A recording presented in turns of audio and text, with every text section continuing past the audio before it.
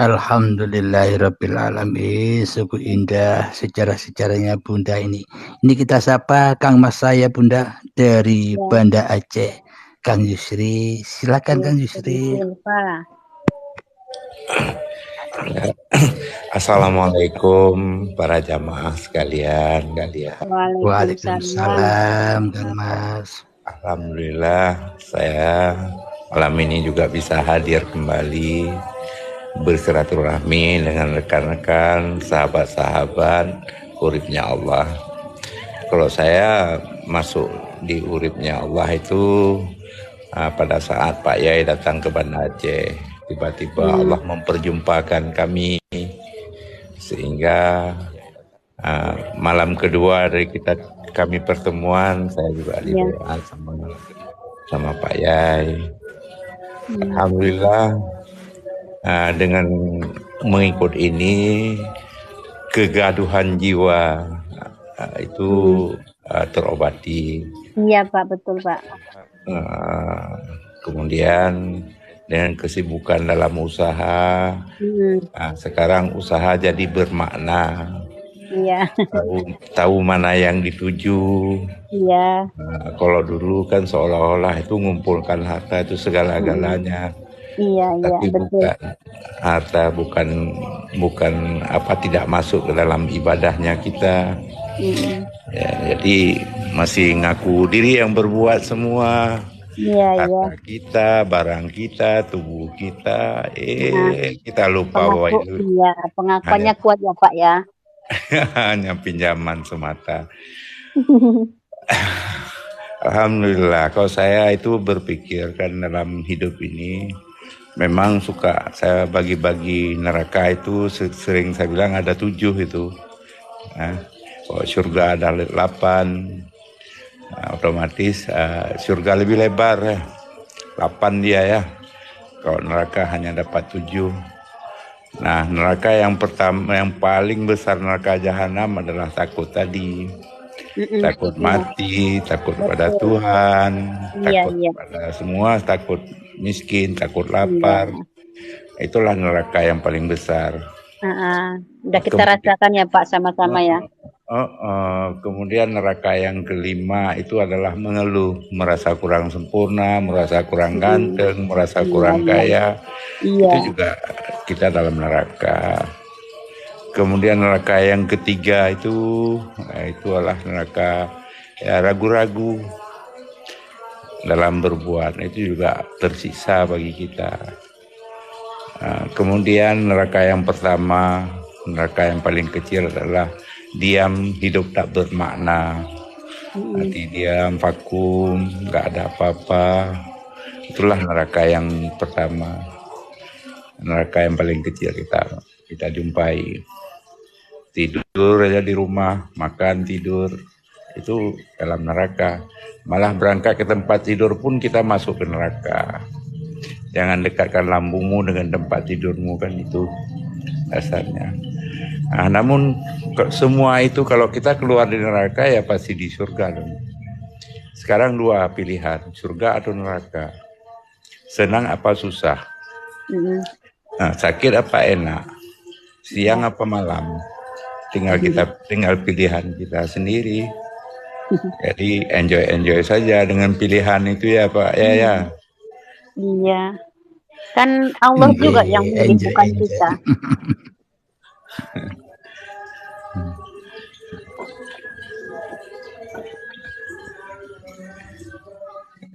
Jadi tinggal kita buang aja itu yang susah-susah, tinggal yang senang-senang ambil. Allah suka kita senang, sederhana aja. Seorang ibu saja yang hanya sebagai manusia pasti senang lihat anaknya senang kan. Apalagi Allah.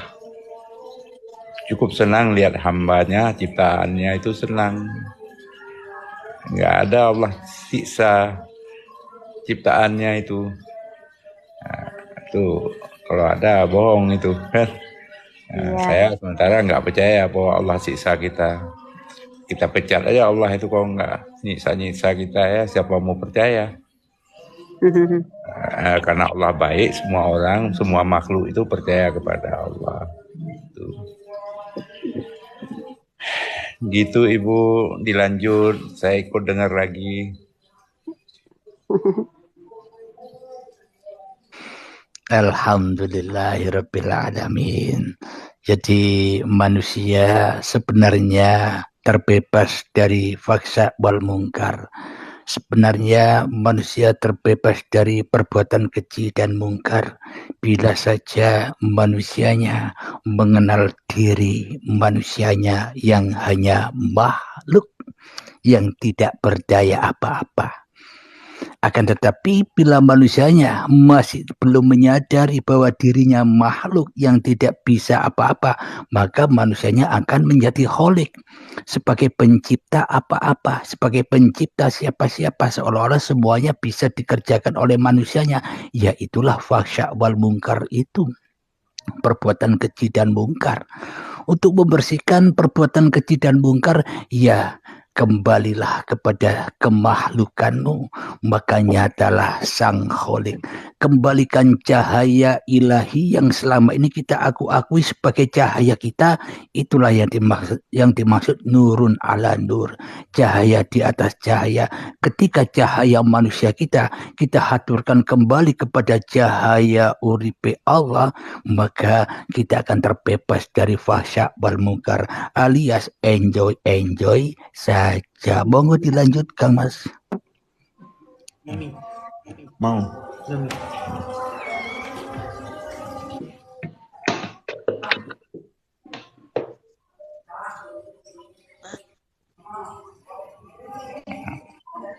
Itu Bapak menebus hijab itu banyak apa ilmunya itu. Bagi-bagi Bapak. Iya, bagi-bagi Pak. Subhanallah. Nggak punya ilmu saya Pak. Sama kita ini, saya juga belajar. Iya. Duduk sama rendah, berdiri sama tinggi. Sama kita belajar di sini Pak. Iya, perannya Bapak kan lebih banyak dibikin Allah. Peran ilmunya. Banyak makan asam garamnya katanya. Iya. Tapi asam garamnya kan manusia beda-beda peran. Yang satu sedang, yang ini banyak gitu. Bagi-bagi aja Pak ilmunya. Inilah yang dibilang Bang Urip tadi, harus berguru. Saya pun berguru juga. Cuman tarikat saya tak ada namanya. Nah, dulu tuh mau dibuat namanya Tauhid Marifatullah. Iya, Tauhid Marifatullah. Marifatullah. Jadi usulan-usulan anak muridnya ini udah terdengar guru. Jadi suatu hari itu muridnya ke masjid sholat asar. Habis sholat asar ngobrol-ngobrol dia, dibilangkannya lah, untuk apa lagi berdoa, semua sudah ditulis di alam mahfuz katanya, tak usah lah berdoa lagi katanya. ini jadi ribut kan. Nah, jadi maka dari itu sang mursyid tadi tak usah kita punya nama lah gitu, karena kalau udah muridnya sudah seperti itu membilangkan, kan ini kacau jadinya, ribut kan begitu dia. Bahwasanya doa itu ibadah juga kan. Iya. Cuman dia langsung memaknai sebuah doa itu sudah ke tauhidan. Jadi letakkanlah ilmu itu sebaik-baiknya lah, kan begitu artinya. Jadi pandai-pandailah kita mendudukkan. Jumpa orang seperti itu membahas syariat yang kita bahas. Iya betul. Jumpa orang kebatinan, ya ayo bahas kita kebatinan. Jumpa orang membicarakan santet, ayo bicara santet. Iya. Karena Kan di situ begitu nggak ada dia yang salah, pandai-pandai Pak. kita mundur. Itu Nggak yang ada yang salah. itu yang dibilang Pak Yai, melihat ayat-ayatku, kesempurnaanku. Jadi kita berbuat ini adalah menuju kesempurnaan, menuju ayat-ayatku, ayat-ayat Allah. Jadi sementara orang yang jadi masalah sekarang, ayat-ayat Allah itu hanya berfokus pada Al-Quranul Karim itu 30 juz. Sedangkan makhluk-makhluk lain semua dianggap bukan, hanya ciptaan saja. Kan itu. Sebetulnya semua makhluk itu, semua apa yang ada di lat batat kaya batia, semua yang ada di depan kita kan ayat Allah. Sadaqallahul azim, maha benar Allah atas segala firman-Nya. Nah, firman-Nya itulah firman yang semua di bumi dan di langit ini. Semua firman. Nah, cuma kalau di sana dicantumkan sebagai wahyu. Kalau kita mungkin sebatas perintah atau perjalanan aja. Begitu ya Pak Yai. Alhamdulillahirabbil alamin. Jadi memang kajian di awal tadi judulnya Aku mendapatkan wahyu langsung dari Allah. Selama ini wahyu itu kan hanya dikultuskan hanya para nabi dan para rasul saja yang mendapatkan wahyu, ya kan? Iya. Di dalam Al-Quran, bila wahyu hanya untuk para nabi dan para rasul, berarti amalan Al-Quran, amalan Alkitab hanya untuk para nabi dan para rasul saja. Manusia biasa seperti kita bebas, tidak usah ngikuti Al-Quran, ya kan? Iya. Maknanya wahyu itu sebenarnya untuk seluruh manusia, bagi orang-orang yang rela ridho menjadi hamba Allah, bukan menjadi hambanya hawa nafsu. Jadi bagi orang-orang yang sudah menjadi hamba Allah, setiap detik per detik dapat wahyu Allah, digerakkan duduk, digerakkan berdiri, digerakkan masak, digerakkan mandi, digerakkan kerja, digerakkan sholat. Ya, itulah yang dimaksud wahyu-wahyu Allah itu adalah kuasa Allah. Monggo Kang Mas dilanjut, saya ngudut ngerokok dan ngopi Kang Mas. Monggo silakan ngobrol Kang Mas.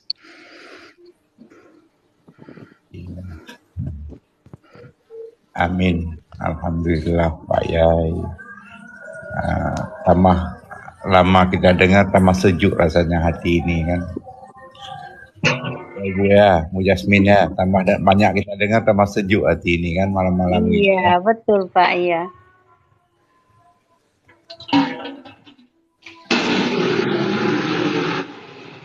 Ini ada pertanyaan dari sahabat, apa sih yang dimaknai uripe Allah itu? Uripe Allah itu kalau bahasa Arabnya hayatullah, bahasa Indonesianya hidup ini Allah.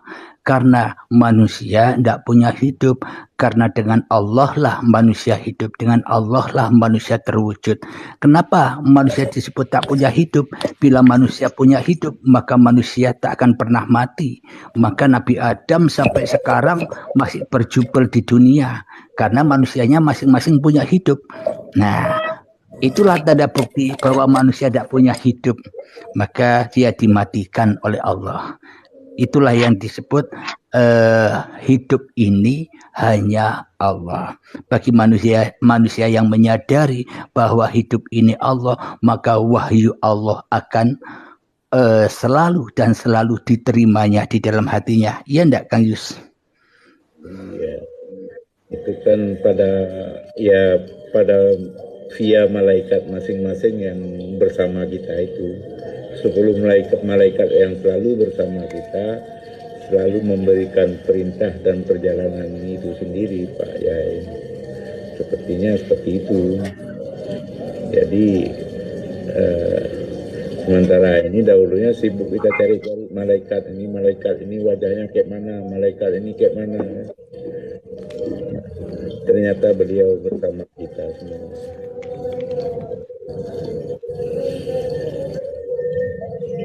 Alhamdulillahirabbil alamin. Jadi memang wahyu Allah itu sejak cikal bakal badan yang dari tanah ini, wahyu Allah ya tetap berlangsung. Ada di situ yang memelihara, menjaga, mencipta, mencukupi, mengkasih sayangi sejak cikal bakal badan dari tanah, selalu bersama uripe Allah, diproses oleh Allah. Bila tanpa uripe Allah, maka tak akan ada proses dari tanah sampai menjadi bayi. Nah, inilah tanda bukti bahwa hidup dan badan ini bukan milik manusia. Manusia hanya tahu bayangan badan saja, hanya tahu mukanya saja, hanya tahu jejeke badannya saja. Padahal manusia tidak tahu dalam dirinya apa yang ada di dalamnya. Ada darahnya, mengedarkan darah, ada dagingnya, tulangnya, sumsumnya. Manusia tidak pernah tahu. Inilah tanda bukti bahwa hidup dan badan bukan milik manusianya, karena bukan ciptaan manusianya. Tapi bila manusianya rela, ridho mengembalikan itu semua, maka manusianya akan menjadi rasul-rasulnya Allah. Itulah iman yang harus diikuti seperti imannya para nabi dan rasul. Karena seluruh manusia adalah habibullah, kekasih Allah. Kalau manusia bukan kekasih Allah, buat apa manusia dicipta di dunia ini? Iya enggak, Kang Mas? Silahkan dilanjut.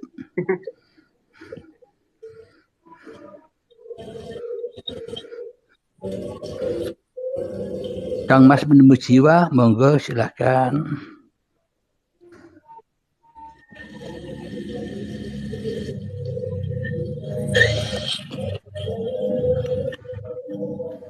Sudah pas itu, Bang.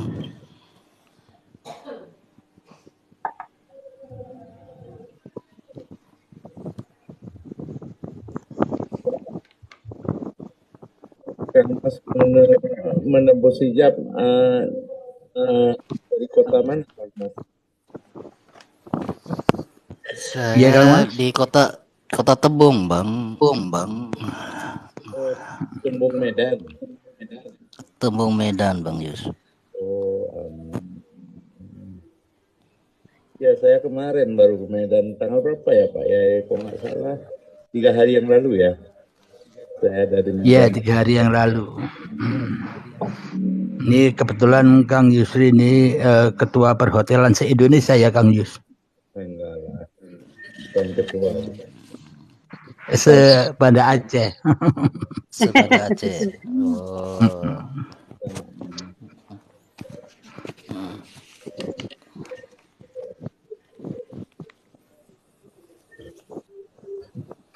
Ini ada pertanyaan Kang Mas ini dari Kiai Zat, mau tanya, memandang hidupnya Allah apakah berarti kita memandang Allah atau memandang pada sifatnya? Nah, jadi maknanya memandang uripe Allah itu adalah sama dengan memandang nurullah. Itu caranya kita harus menyerahkan nur kita. Maknanya memandang uripe Allah, ya kita harus menyerahkan urip atau hidup yang selama ini kita akui sebagai hidup kita serahkan kepada Allah. Ketika kita sudah tak bisa memandang lagi, maka itulah yang dimaksud menyaksikan Allah. Kenapa? Karena hanya Allah yang bertajalli kepada manusianya. Monggo dilanjut, Kang Mas.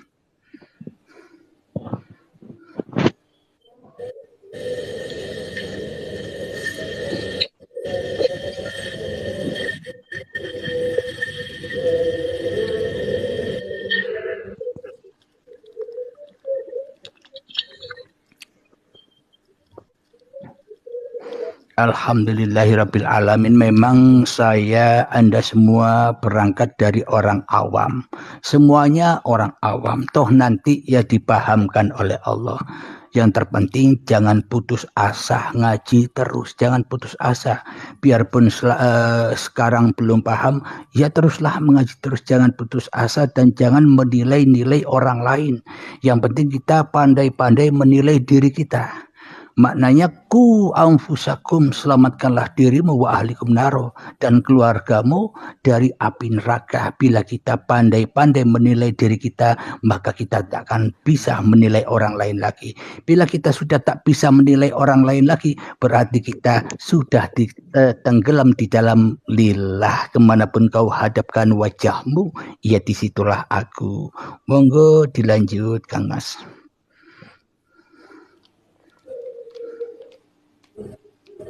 Sama ibu bidadari disuruh lanjut, Pak. Yang Kang Mas terus. Ustadz, ini ada pertanyaan Ustadz.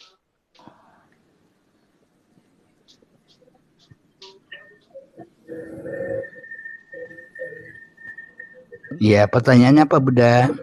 Selagi kita masih gila harta dan wanita, apakah mungkin kita sampai ke ilmu itu? Ketika kita masih gila harta dan wanita, apakah kita bisa sampai kepada Allah? Kita masih gila kepada hawa nafsu, ya bagaimana mungkin kita bisa gila kepada Allah, Bunda? Iya, betul. Iya. Jadi kalau sudah kalau masih gila kepada hawa nafsu, ya selamanya tak akan pernah bisa pulang kepada Allah, alias gentayangan di dalam anar, di dalam keinginan-keinginannya, di dalam rasa-rasanya, ya kan? Tapi kalau mau hijrah, gila kepada Allah, akhirnya ya tenang kembali.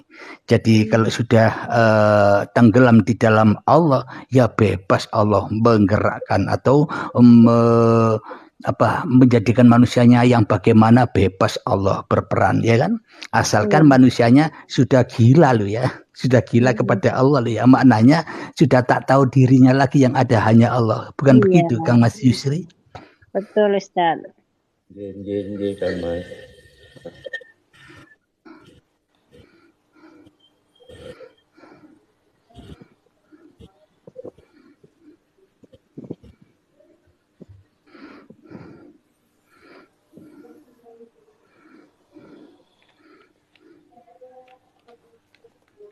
Tapi kok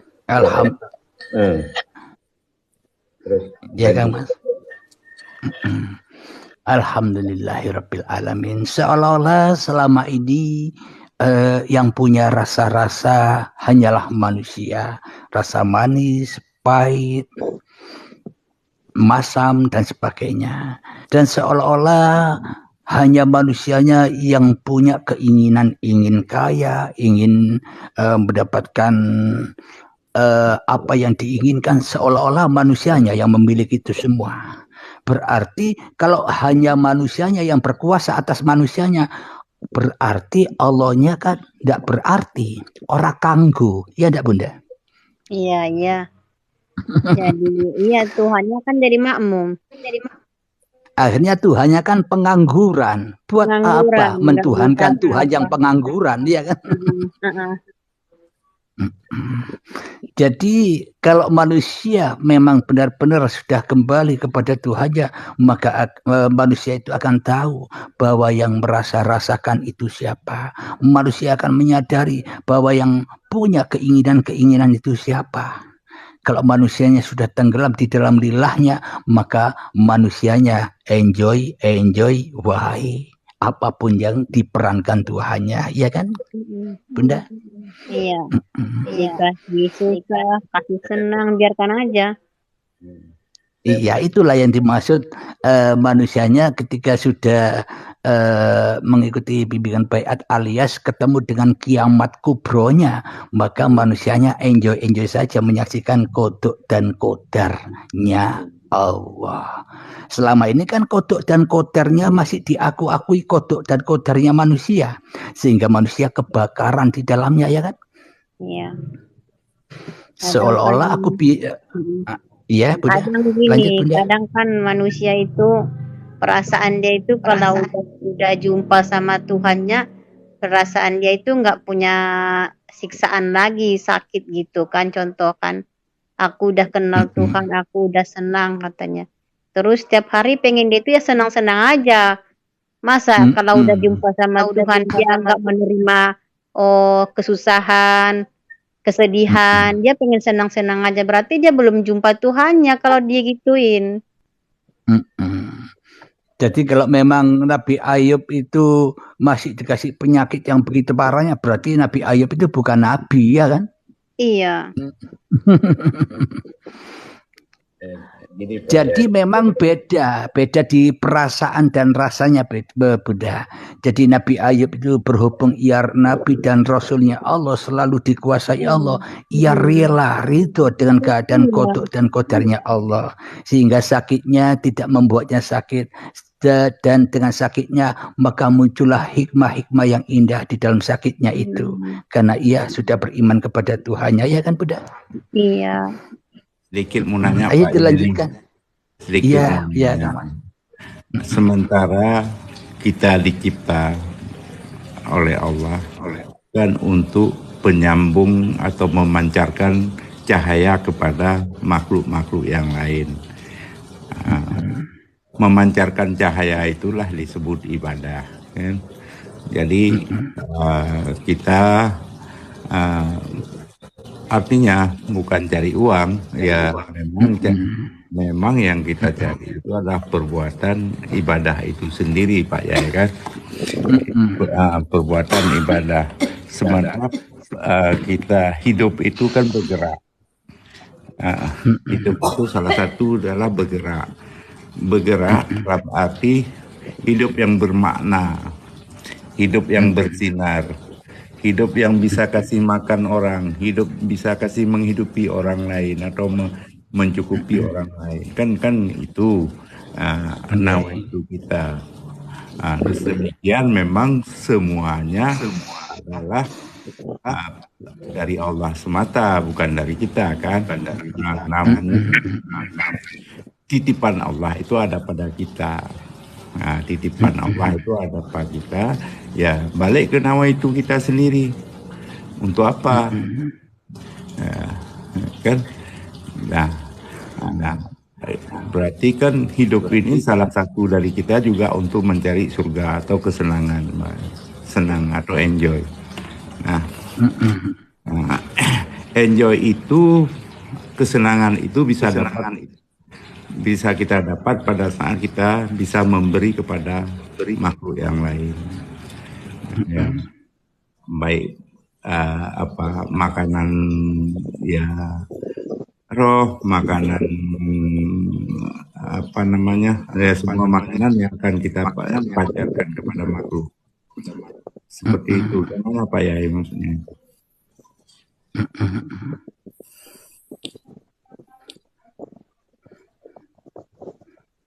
Lanjut Kang Mas.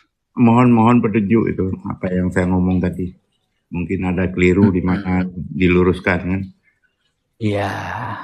Memang kesempurnaan Allah, kadang ada orang yang dimampukan untuk berbuat demikian dan juga ada orang yang tidak dimampukan untuk berbuat demikian.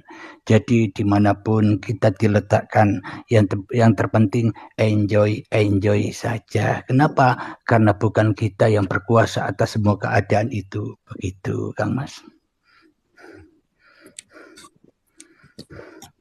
Iya, betul. Iya. Namun kan di situ ada terbetik apa yang ada pada ya perintah Allah juga. Ya, Allah kita, kamu harus pergi ke sana hari ini. Iya.